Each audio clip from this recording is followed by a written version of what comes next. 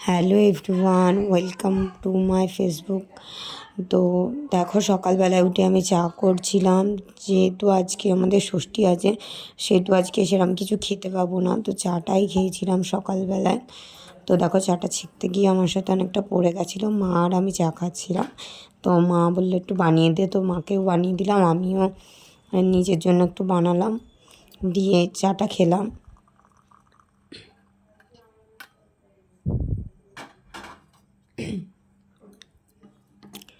তো তারপর দেখো, আমি স্নান করে রেডি হয়ে একটু মেয়েকে প্রসাদ খাওয়ানোর চেষ্টা করছিলাম।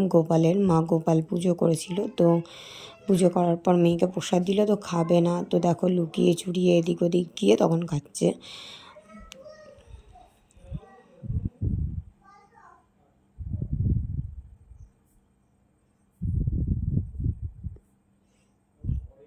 তো দেখো, তারপর আমার ঠাকুমা ষষ্ঠী পুজো করে চলে এসেছিলো প্রসাদ দিতে। তো ওই যে ধাগা দিচ্ছিল, ওই ধাগাটা মেয়ের হাতে বেঁধে দিয়েছিলাম। মেয়ে আবার তারপর প্রসাদ খাচ্ছিল একটু।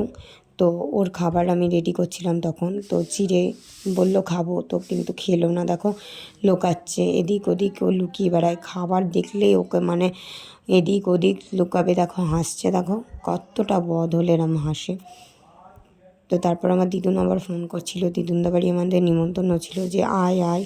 তো দিদুনদা বাড়ি আমি যাব। তো দিদুনদা বাড়ির সামনে দেখো একটা ষষ্ঠী গাছ আছে, তো পুজোর জন্য সবাই জোগাড় করছিল। তো দিদুন দেখছি ঘুমোচ্ছিল, তো ডাকলাম, ডেকে তুললাম। তো বলল যে আয় একটু খেয়ে নে, তো চিড়ে মাখাবে বলে বলল। তো গাছ পাকা কাঁঠাল ছিল দিদুনদের বাড়িতে, তো প্রচুর গাছ পাকা কাঁঠাল হয়। তো দিদা গাছ পাকা কাঁঠাল দিচ্ছিল আমাকে তুলে তুলে তো তো কাঁঠাল তুলছিল আমার জন্য, আমাকে দেবে বলে। তো কাঁঠাল তুলে আমাকে দিল, তো চিড়ে তারপর দিদা ঘরে দই বসিয়েছিল, সেটা দিয়ে আমাকে মাখিয়ে দিচ্ছিল। তো বললাম যে আমাকে একটু মাখিয়ে দাও। বারবার বলছি না দিদুন, মানে দিদাকে আমি দিদুন বলি, দিদাও বলি, সেই কারণে আমার মিক্স হয়ে যায়। তো তারপর আমি ওখানে যাইনি তো ষষ্ঠীতলায়, তাই সবাই প্রসাদ দিতে এসেছিলো। বাড়ির সামনে দিয়ে যারা যাচ্ছিলো বারবার বলছে প্রসাদ নে, তো প্রসাদ দিচ্ছিল। ওই ও দিয়ে প্রসাদ দিল।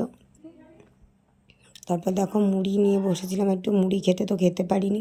তারপর বিকেলবেলায় আমি আর মেয়ে ওই ষষ্ঠীতলায় ষষ্ঠী কাছে গেলাম ঠাকুর প্রণাম করতে গিয়ে দেখছি দেখো কত ছাগল সব ষষ্ঠী গাছের ফল টল খাচ্ছে।